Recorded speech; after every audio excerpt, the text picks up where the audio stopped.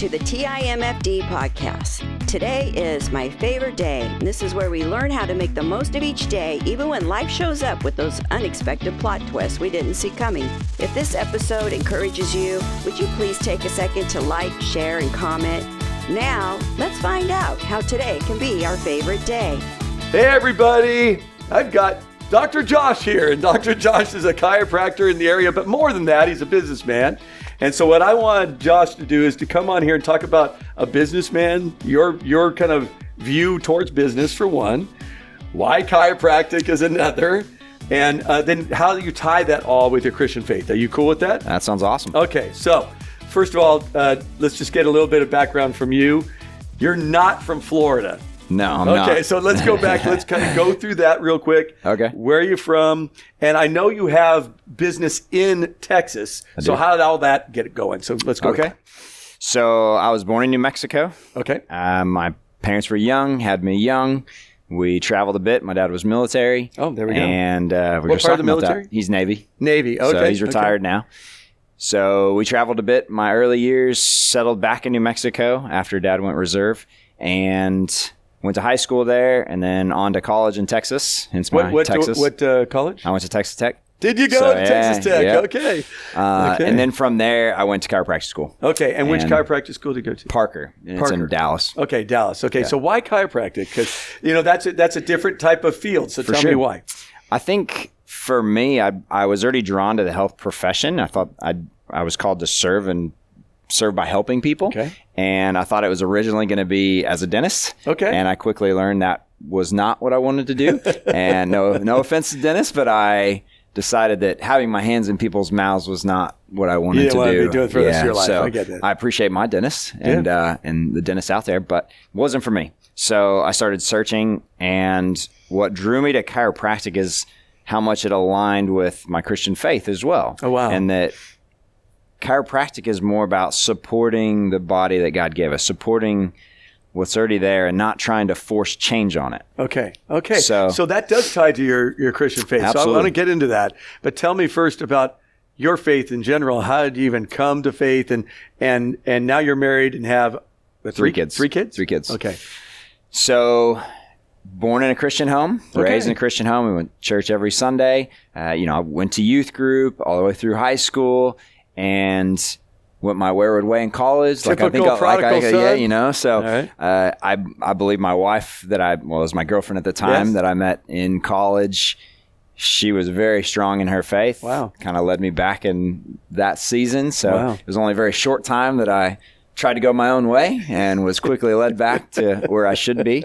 So that's kind of my Christian journey, I suppose. It's very common, I suppose. Yeah. And when did you come to Christ? Do you remember that? Because you were a kid, it sounds like. Yeah, it's probably between the 10 and 15 years old when I actually accepted Christ. Okay. And like I said, very fortunate to grow in a very loving Christian home. And then when you came back from the short prodigal run that you were on. Yes. Tell me about that. How did that happen? So I think just getting away from home was, I can make my own decisions. I can do what I want. Okay. I can indulge in this. I can indulge in that. I think it was very much a me. Okay. And now I'm away from home and trying to learn to be an adult. And just the more that I was making those choices, the further I was getting from God, the further I was not in maybe just the campus crusade. I was in Campus Crusade for Christ later on on the college campus. Very fortunate that when I was at Texas Tech, very much a Christian-based school, right? Like not the school itself, but I feel like there was a lot of Christians there, and so many opportunities to be around other Christians. And I saw that later on in college. So it was definitely, but I was choosing other things. Right. And so what did your girlfriend do at that time that caused you to want to come back? It was just as simple as saying, hey, would you go to church with me on Sunday? Okay. And instead of partying away into the Saturday night into Sunday morning, it was like, I have to make a conscious decision. And, you can feel that pulling, right? I know most people can feel that at different times, and I definitely did then. She meant a lot to me. She was very important to me. And I thought, well, if this is the case, then I think I can go to church on Sunday. This out. Yeah. So it was very small things, but those small things started building up. And well, that kind of tells you that that's a perfect example of just going, hey, do you want to come? Yeah. I mean, that the So question, hey, do you want to come?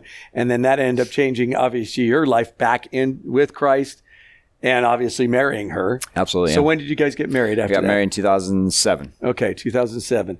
And then was that during chiropractic school? It was. So right in the middle of it, Pastor.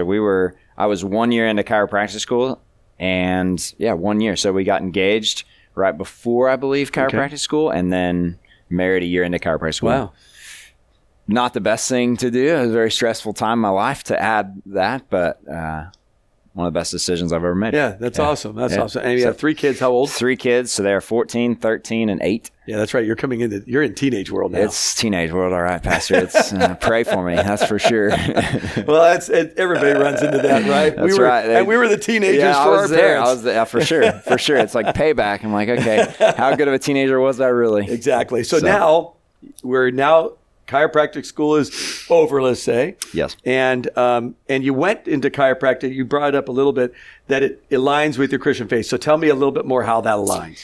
So I think first and foremost, God created us to be purposeful. I believe God created us very intelligent. I believe we're born with all those things. And I believe God, the innate potential that our body has to heal and function and do its thing is all God. And I think we even have a slogan or a thing at our office, a sign that says chiropractic removes interference, God heals. Wow. And so I think that was just really powerful for me to say, okay, there is a nervous system within us that is functioning and it created us, right? Well, God created us, but within the womb. Yes. And now we just have to support it the best we can. Yeah. So, yeah. And you're at West Chase Chiropractic right now. That's right. Here in Florida. Yes. But you also have clinics in Texas, right? So how did you get to Texas? And we're gonna move from New Mexico. Then you went to Texas for school, Texas for your education. Yes, sir. And then for your chiropractic. Now you're in Texas, and you're going to try to start you're going to first work for a chiropractor, I guess. Right. So, the little thing in between there. So, I graduated 2009, and I actually chose to go overseas and practice in Australia. Wow. So, met a great guy and became my mentor. He had practices in Australia. Wow. My wife and I are very adventurous. We didn't have kids at this time, so we said, why not? Yeah. So, we said, we'll commit to 2-3 years and go over there, practice, learn as much as I can, and learn to be a doctor, right? Like learn to actually look after people. And you learn that in school, but it's not until you really start seeing people outside. And so I thought that would be a great opportunity. We ended up staying for 7 years, having 2 kids there. Wow. And his name? His name's Craig Gilbert. Craig Gilbert. Okay. Yeah.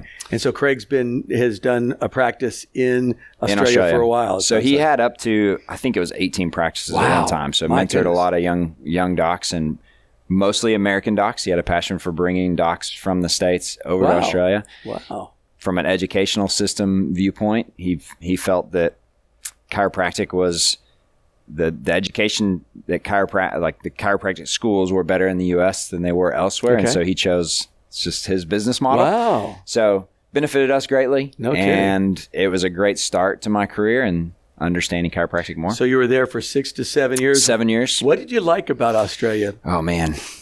The people, the scenery. Obviously lived in coastal towns. Okay. And the ocean's beautiful. The country's beautiful. What part of Australia? So I was up in the northeast, so all Queensland. Okay, Queensland. Okay. So I was in 2 different practices, one a little bit further north and then one further south. Bowen and Bundaberg were the 2 cities. Okay. Yeah. And then and do you miss it at all? Or? I do. I go back in a heartbeat. Wow. I do. Wow. So main drawback was family. So once you have 2 kids and being that far from cousins, aunts and uncles, grandparents. And so everybody's in New Mexico? They're all over the place. So they're all over. Yeah, that would take us a while to get through. So they're all over the United States. So you came back primarily so you could be closer to family at least. True. Yes. And there'd be connection. So did you move back to Texas? Moved back to Texas. Okay. My wife's family is all in Texas. Okay. So that was the draw to go back to Texas. We ended up setting up our first practice east of Dallas.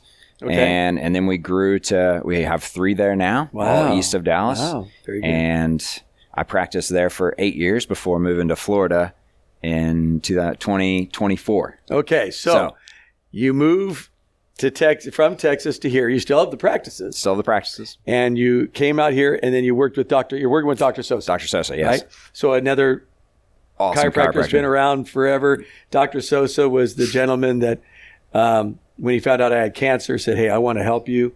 And then when our daughter died, he was there for us. Yeah. He's a awesome human being.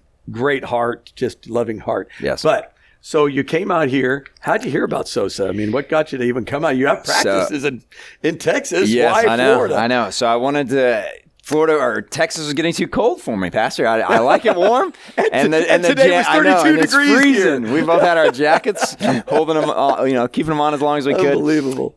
So really, it was the lifestyle, the coastal lifestyle that we lived in Australia. My wife and I both missed it terribly. So it was brewing even before 2024. We had started thinking about. Before the kids really get into high school, which my oldest is in high school now, we wanted to make that change and live coastal again. Good. So are you guys beach people, or? We are very much beach people, water people. I call it, I tell patients every day, like, it's just my place that I can go and reflect and really know God is in control at all times. And it's just where I got to be. Dallas is very landlocked. It is, because I lived in Fort Worth for 3 years. So I know that. And I like being near the coastline. I like water, of course, just like you. Matter of fact, in my book, Today is My Favorite Day, the beginning of it, I said that the water is my happy place. Yeah. It always is. It's a place of just calm, seeing how great God is and how small I am and how much I'm loved. That's to awesome. me, that's so good. The beach. I like being grounded too. I like putting my feet in the sand and just sitting there. That's the same as me. Yeah. I like watching my kids now. We go Friday after school. Oh, yeah. And they run around, and at sunset you can see the glimmer. Isn't that beautiful? Endless water. It's just, beautiful. Yeah. Yeah. So, the sunsets around here are amazing. The sun rises over in Daytona. And Miami and that whole area. Oh my gosh. Yeah. Tanya and I were just talking about, we got to go back over there just to watch a couple of days of sunrises. Yeah. Because the sunsets are beautiful here. Yeah. I love it. Beautiful. Here. All right. So you're here in Florida. You're doing your chiropractic work.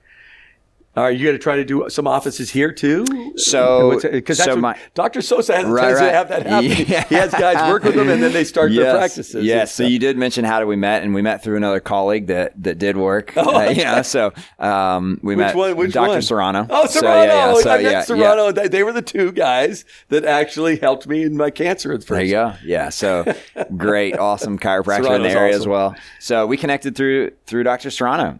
We lived in Clearwater and then moved closer out here. Okay. And I met with Sosa. We hit it off. I covered for him while his youngest daughter was getting married. Yep.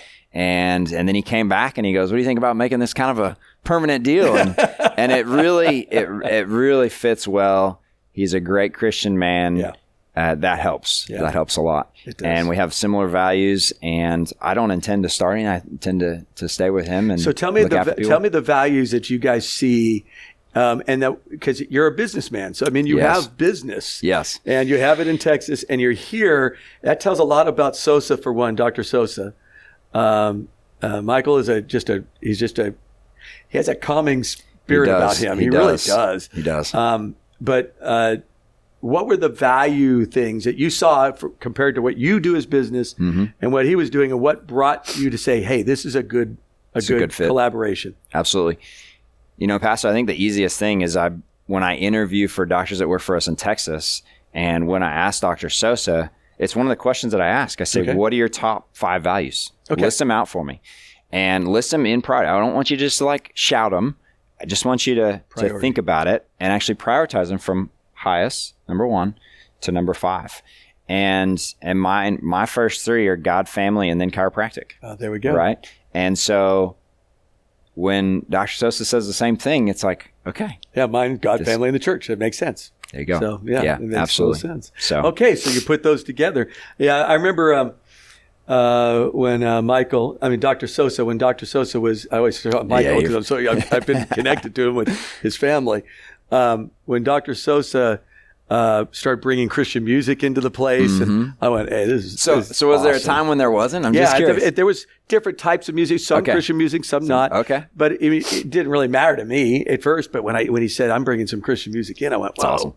Yes, let's do that. That's going to be awesome. And he did. I mean, he brought in, and I was going, some people are probably not going to be happy with that, but that's okay. Yeah, it's so interesting you say that. I think in the course of,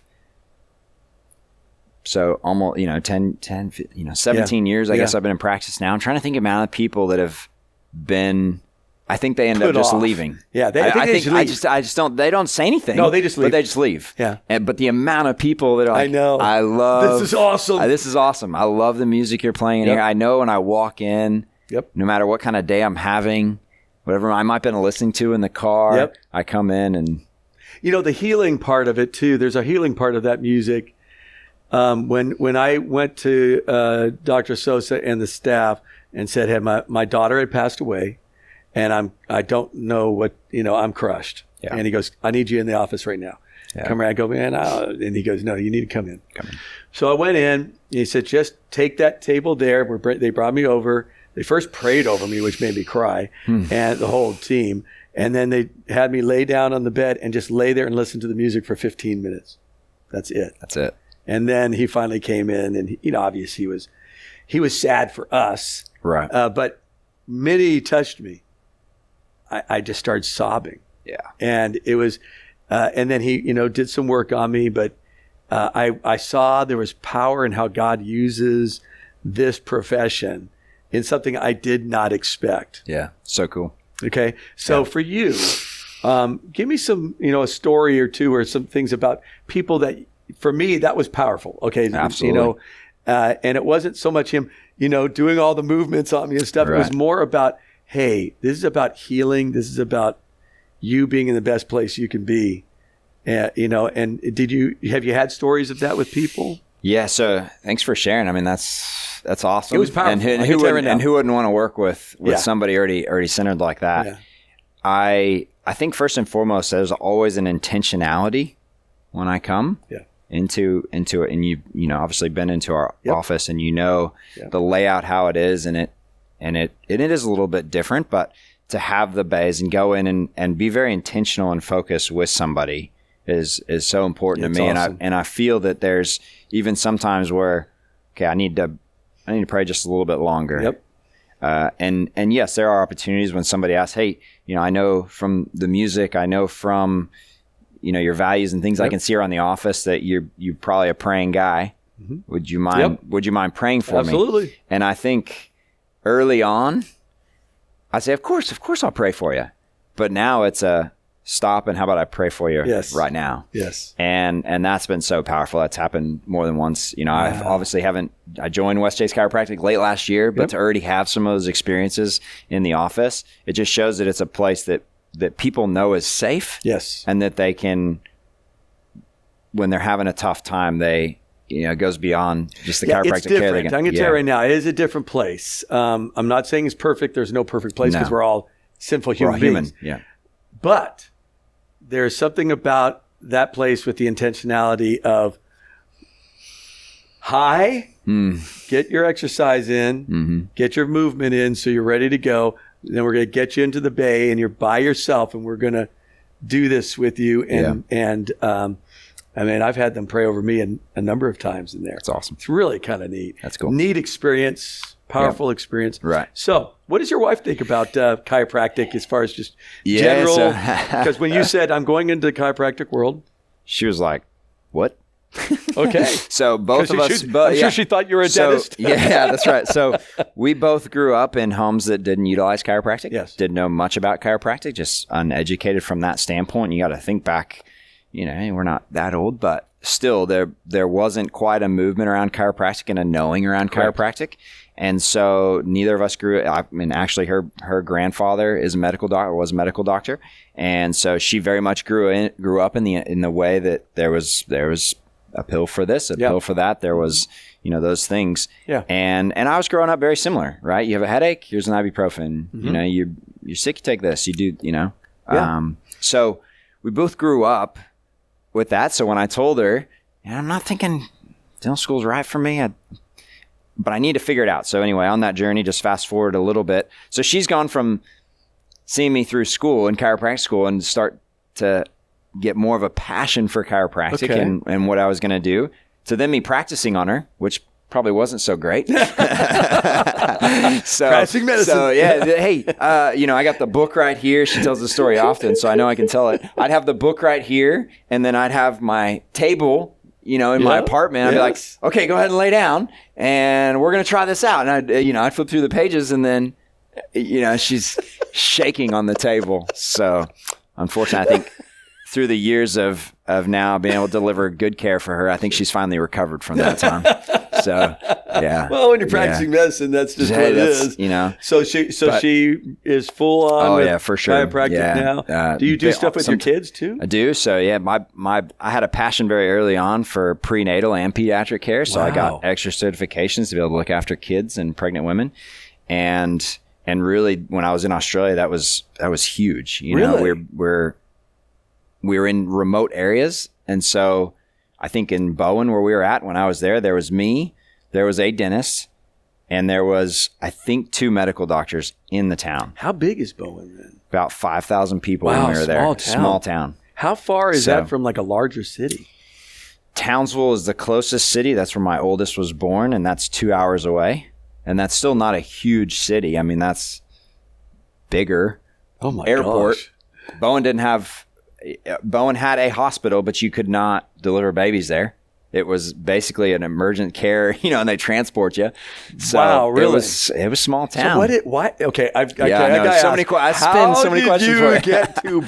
How Bowen is it called? Bowen. How did you get to Bowen out in the middle of nowhere? So Craig, when I met Craig, he set up small town practices along the coast. He was really. He was a sailor. He was a yachty guy, and when he sailed back after a trip away, he sailed back into the Whitsunday area, which is where Bowen is, and set up the first office, and then set up another one, and he just kind of worked his way up the coast in small towns, and Bowen was one of them. Wow. So where are your practices in Texas? In Dallas. So all east of Dallas. So we're in Forney. Okay. Which is about 20 minutes. Yep. Yeah, I know where that 30, 45 now at traffic, probably. Yeah, probably. And then Terrell's a little bit further, and then Fate is actually up north by Rockwall. Oh, okay. Okay. So, I mean, we haven't been there since the 1990s, so I'm sure that place is just exploded. Because they were little towns out of nowhere. Yeah, this is... Not anymore, huh? Not anymore. No, you're just... all the highways developing out. There's a constant road work. Wow. Forney, they've just built a Costco, HEB. I mean, you're getting the big stuff. My goodness. Forney now, does that affect your business? Has it? The growth there tremendously has. We started there in 2016 is when we started the first office there. And I want to say that the population of the city, well, let me say it this way. The amount of children enrolled in school last year was the population of the city in 2016. Whoa, really? Huge growth. Massive. Wow. Yeah. So you hit the jackpot there as far as the business goes. That's all God, man. Wow, no kidding. That's awesome. Yep. Okay, so what is you started these different practices. Mm-hmm. Is there, you said you were mentored by this gentleman. Did he have a specific kind of way to put the business together? He did. Okay, so what was kind of just quickly go through the process. That. So he was focused on small towns instead of larger areas and servicing smaller communities that might necessarily have a chiropractor, right? I told you Bowen didn't have one. Forney had a couple. When I first came back, my in-laws in Arlington area, more closer to Fort Worth, knew we didn't want to be right down. There's tons of chiropractors there. So let's go look at the outer communities. Okay. And then it just grew where, okay, there's this community that really could be served and it's close to us. So that's how we just kind of organically grew. I set it around the same model as Craig of let's look at these smaller communities. Let's hire great docs out of school, mentor, guide them, give them the opportunity to maybe purchase the practice later on. Got it. And I'm waiting for that step, Pastor. So I got some great chiropractors that have been with me anywhere from 5 to 6 years, I think is my most veteran chiro, to ones that have just joined. And so just waiting for them to put their big... So your goal is to have them purchase the practices from you. Is that what he did? In Australia initially that was what the plan was, and then it changed, but that's a much longer story. So it changed just because he pulled in a partner. Oh, he did. A larger partner that had money, so he can do that. Right? So the larger partner wanted to keep everything all under him instead of and he was not in the chiropractic, not in the health world. He was a money straight guy. Up business money guy. Yeah. Exactly. Okay. How'd that affect that at all? Same practice, right? Same kind of thing? Yeah, same practice. It just changed. It did, when you speak to the beliefs and the values and how we operate our business, it became a lot harder to work for them when it was all driven by dollar signs. It was all driven the bottom line. You lose people. the People didn't be, people were numbers. People were more symptoms instead of people. And Craig's thing was always, let's look after the people that are coming in, and they will look after us and the staff. Yeah. And okay. So you've learned from that. I learned big time from that. So you're right now, your business model is build it, see if someone wants to buy it, and if they don't, you continue to do what you're doing and doing your things. Yeah. Okay. So I don't know if that's in the future here. I mean, I definitely enjoy working for Dr. Sosa and the team, and it allows me to still support the Texas practices. And so I still have meetings with them on Monday, or be able to do this kind of stuff on Mondays, and then see patients at West Chase Chiro Tuesday, Wednesday, Thursday, and close out the week with the family. So okay, so let's go over some fun things. What's the number one favorite thing you like about chiropractic work? I think the people. I think I am a people person, and seeing the results people get. Okay. Favorite biblical character, since you're a Christian man, what favorite biblical character and why? I think that's a bit slanted right now because I'm going through David's life. That's okay. And we took the kids to see the movie. Oh, did you at really? Christmas, all right. and what did they think about that? I thought it was really good. Okay, good. I thought that it was pretty close to biblical. I mean, there were definitely some things they left out for the kids, of course, right? Of course. But I thought it was really good. And they didn't have him cutting off Goliath's head? That's what I was referencing. I didn't know, holding it up and taking it back, right? Yeah, they didn't show that part. But it made I'm sure you're sitting there going, "Oh, please don't do it." Let's see how far are they going to go, right? Yeah. But it was really good, and it made me start to wonder more about David's life. And so I think right now I am enjoying that. I'm into 2 Samuel now, so I'm awesome. It might change a little bit here soon, but I really do. I'm enjoying learning about David right now. So I have a verse that is if you want to call it life verse. Actually, I have a couple of them. For Tanya and I in our home. So I want you to think about if you have a verse that. So in our home, when we got married, it was Proverbs 16:9. The mind of man plans his ways, and the Lord directs his steps. We understand that. We're going to just make our plans, but God's going to direct it wherever we go. So good. Right? Yeah. Another one that I have learned, and it was through my mom, which is Psalm 118:24. This is the day the Lord has made. Let us rejoice and be glad in it, no matter what we're going through, right? So good. And so that was the life verse for the Today is My Favorite Day book, but it was also just my life verse that Tanya and I say all the time and bring up. Do you have a verse that in your life that you went, yeah, this makes a difference for me, or has made a difference for me? I think I'll go back to, and I'm bad at remembering. I'm trying to be better at this. He is too up there. Alex is too. But I think it's, for me and my house will serve the Lord. Oh, yes. I know there's more to that. Joshua 24. But I know it's in Joshua. Yeah. So we talk to the kids a lot about this around the dinner table, and really feel called to serve and remembering who we're serving. Wow. Whether that's, we're out in the yard doing yard work this morning, or whether I'm in the office helping people live better lives, whatever you're doing, just remember that first and foremost, you're serving God. As for me and my household, we will serve the Lord. That's a gigantic thing. And matter of fact, the great thing about Joshua is he took the promised land, he got everybody dispersed, and then he looked at everybody and said, if you want to go back to these gods over here, or follow the gods of these people in here, that's up to you. But for me and my household, we're not doing that. We're going to follow the Lord. Follow the Lord. Yeah, I need a Joshua movie now. That's what I need. That'd be good, wouldn't it? Violent. It'd be very violent. Probably have to skip a lot, but What happened to all the wars? The kids going, this is great. Going, hey, they skipped a lot of death. Yeah. But, and David's the same, right? Like I'm going through, and I'm like, that's why they stopped the movie when they did. Oh, did they really? Yeah. So it ends before David starts conquering he conquers the Amalekites, but that's pretty much it. I was wondering, because he got Bathsheba in there and all that. No, they stopped before all that. Yeah. Probably good for that age. Yeah, I think so. So awesome. Great verse.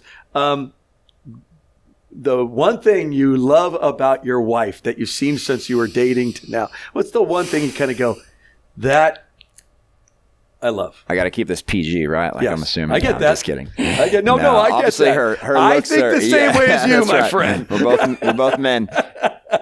Yeah, outside of her looks, her beauty. Yes, outside of her beauty, I would definitely say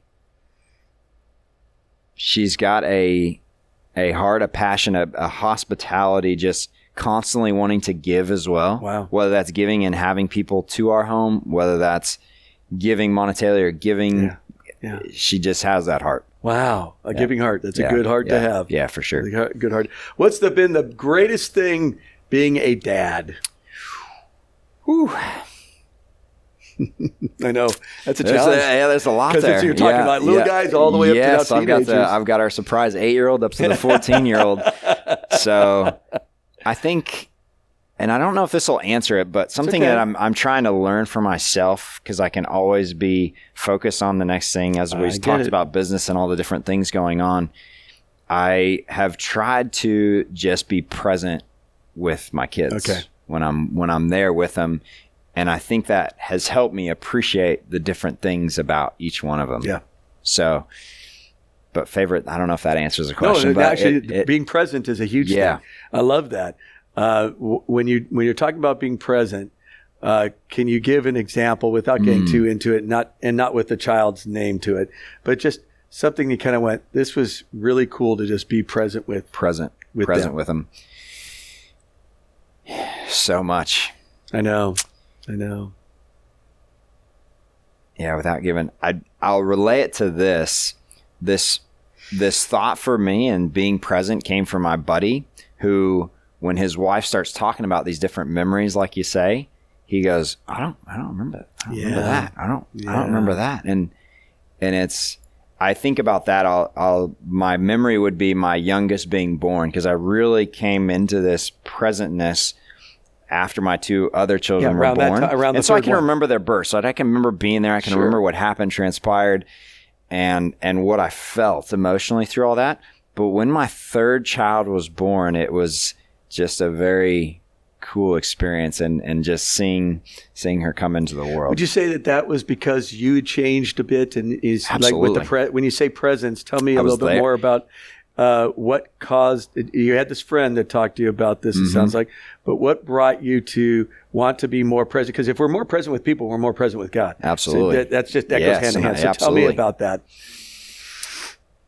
So what was the question? Okay, so if you said you were more present with this particular child, what was the difference? What was the difference? So I think I was really fully there, instead of thinking about maybe the patient load of people that I had in the next shift, or maybe the next rental house we're looking at buying, or all these other things. I was just there. I was there with my wife and my new child. What got you to slow down? I think the conversation with my buddy. I think it was a gut check for me, because I started thinking, wow, I don't remember, this memory. We're naming certain things, maybe riding a bike or maybe walking for the first time. Well, do you remember when your oldest child took your first steps? And it's like, I remember when she started walking, but I wasn't there. I was maybe thinking about all these other things and not just focused right then and there. That makes sense. Yeah. It makes sense. And that birth was a little different because you were there, present, watching that. Yeah, absolutely. Yeah. Fully there. I mean, we're there, but are you really there? Yeah. No, I get it. Yeah. And being present is huge. I think being present is huge for your business. Would you agree to that? Absolutely. Yeah. You need to be present with your patients when they come in. So how do you do that? Because you got lots of people coming in, and there's obviously the business side of it, and you have to be a good businessman. Yes. But how do you stay present with people? So what do you do to do that? So for I want to share with all of us, I think it's so cool, being able to go into our office, and you probably know this from maybe different times you've come in, but as a team, we are in the office before we start seeing any patients, and we huddle. We talk about the shift and who's coming in, and are we all ready for them, and getting everybody on the same page and ready and focused and present there, right? Back to the present, and then we all pray together. I know that. That's awesome. So we read a verse too. I'm trying to get better on, the actual connecting the verse and the book it came from. Sure. And then for me personally, and I've shared this with other chiropractors too, when I go from room to room, and when I'm going from seeing one person to then seeing the next, you really have to focus and go, okay, I've helped them and now I'm leaving. And what I do is I'll touch the wall, and it's almost like just a reset for me to say, okay. Pastor Dave has walked out, and now I'm resetting and I'm ready for Mary here. Wow, I or love whoever that. it is. Love that. That's a good practice. So if I'm ever there a little bit longer, I'm going to watch that. I'm going to watch you touching that thing. Or and as you know, I'll grab feet or ankles, and I'll just sometimes stay there a little bit longer. Sometimes it's a short prayer for that person, whatever is felt. That's cool. That's cool. So you said you're reading through Samuel right now? Yes, I'm in the second Samuel now. Okay, is Bible reading something that you've learned when you were a kid, or is that something that's been new for you? So definitely learned as a kid. You know, obviously read your Bible. You grew up in the church. Read your Bible. But I think the intentionality of it that's what I was getting at. is definitely more prevalent now. And I think as an example to my kids, I try and read sometimes in front of my kids, or they'll know when I first wake up. Yes, that's right. I'm in my office. First thing I do, that's what I've become very intentional about, is just first thing before I look at my phone. Obviously it wakes me up, but after that, before I look at my phone, before I look at emails, before I look at anything else, and I used to be on my phone and I'd read in the Bible app, but now I've done away with that because I can get so distracted. It's so easy to get distracted. I was bringing that up to the church. I go, guys, you may want to go back to paper Bibles. Paper Bible. So I got my paper Bible on my desk. I pull it, and yes, I'm still going through David's life right now, and then there's a devotion attached to it I find in the Bible app. So yeah, it's cool. There are major studies that have gone on over the last probably 7-8 years. Huge studies. Barno, for one, that looked at what the Bible, when someone reads 1 day a week or 2 days a week or 3 days a week, there's no movement in the way they change. Their life is not changed. Wow. But if they read 4 times or more, their life starts reflecting what's in the Bible. What's in the Bible. How cool. Isn't that cool? So what you're doing, your intentionality, you're going to be reflecting Christ without even knowing you're doing it to the family. Wow. Yeah. When I was brand new Christian, guy who's discipled me said, you need to be in the Word of God every day. Every day. And make sure you're in it every day. So as our kids grew up, and I remember Rebecca would get up, and that's a joke that I do at the church, she would go knock on my door, and she goes, Daddy, are you done with Jesus yet? I said, almost. And would now come out and play, and then we'll get her ready for school and stuff, because she was an early bird like me. Yeah. So she would knock on that door and go, Are you done with Jesus? Done with Jesus? I go, How sweet. And then I'd come out and play with her. But that was a common thing that she knew that was part of my life. I think what I've noticed is that I'm very intentional with the 5 days. Saturday and Sunday can be a little trickier. Yep. Get to sleep in a little later, right? Not getting up to get the kids at school. So I know those 5 days, but I'll tell you what, when it doesn't happen one of those 5, those days are just different. It's different. They just are different. So for anybody listening, that's what I would encourage them is, like you said, at least 4, if not the 5. Yeah. At least get Monday that through in. Friday. Get those in. You're a businessman. I know you own properties too, so you've gotten into that too. So a businessman, a chiropractor, husband and father, and the number one thing you need to be doing is being in that Word of God to keep your head on straight so you can be present with your kids. For sure. Is that what you would suggest? Yeah. Okay. Present with my kids, present with whoever I'm with. Okay. If I'm going into the office, I have a thing I go through when I'm driving to the office. It's getting in the mental mindset of like, this is where I'm going, this is what I'm doing. So what do you do? And then when I leave, same thing. I'm praying about the people that are coming in. It's kind of like our huddle as a team, but it's a little more intentional with just me and my Jesus time. So let's do this stuff real quick. Yeah. What I'd like you to do is go from the morning you get up to getting to the chiropractic. Kind of go through that really quick. Okay. I'm not saying you're super, Christian. No. I'm just saying, tell me what you do as a businessman. Yeah, absolutely. So I get up, it's quiet time, and then I go through 3 things I want to accomplish today, 3 top things, and then it's... Explain quiet time real quick. So start from the beginning. So you're getting up, quiet time, go from there. Quiet time is, first I start in reading what I'm going to read. And then I have the devotion that's attached to it. So I get on the Bible app and I'm going through a devotion of 2 Samuel and understanding it more. Good. And then prayer time. Mm-hmm. And then that's when I step into family time with getting the kids ready for school. Mm-hmm. And I make breakfast. I'm the breakfast guy. Yep. So Monday through Friday, my wife might give me a day or two off a week, but I'll make breakfast, get them all ready for school. And then I'm usually able to take them to school. Oh, that's awesome. So, I got to do that too. Yeah. I love it because it's an extra little time with my 2 youngest kids. Yes. The oldest is carpool and now with high schoolers, but I get still that time with my younger kids. And then if I go to the office, so it's just a typical day. If I go to the office from there, Tuesday it's into the office, or Wednesday it's early. But anyway, I'm heading to the office. I'm driving. Now it's a short drive from my house to West Chase, Cairo. So it's only 5 to 10 minutes, and it's sometimes I'll have Christian music on in the background. Someone just be silent, and I'm praying about the people that are coming in. I'm praying about my focus. I'm praying about maybe if it's a difficult report I need to give, or I know what the situations are. But then I get to the office, and then we have our huddle, look after people. I debrief with the ladies sometimes, and then pray, and then off to you. Wow. Yeah, and so then it's a mental shift again when I leave, and I talk to so many of the chiropractors that work for me about this. So I do my coaching with the chiros that work for me, and I tell them, like, you have to make sure that the same happens when you go home. Yes, right. I don't need you bringing stuff from home. To go in to look after people. They need 100% you. That's right. But your kids and your wife need 100% you too. Yeah. And I think we even talked about this when we went out for coffee. We did. Early on in my career, I was driving business, right? Like I was driving business, driving, go. And then I get home and there's nothing left for my wife. That's right. And we went through something. It was like, hey, I know you're doing a lot. And yeah, we're living a great life and you're providing for our family, but this isn't working for me.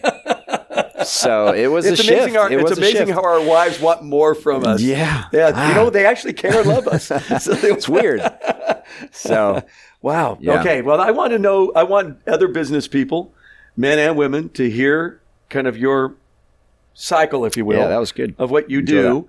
Again, wasn't always like that either. Right. I've learned. Right, exactly. That's another thing I want to bring up is that it could start now. Right. So that practicing being present with God and people can start today. Absolutely. And that's the key. So thank you, Dr. Josh, for being here. Thank you for doing that for us. Thanks for having me. Hoping that business people will be able to see this and it'll be a good thing for you guys. That's what we're hoping for. Remember, Today can be your favorite day.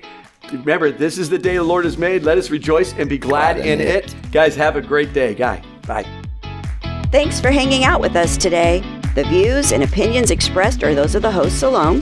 TIMFD is produced by the awesome Alex Korn. And until next time, have a great day, stay grateful, grounded, and growing in Christ.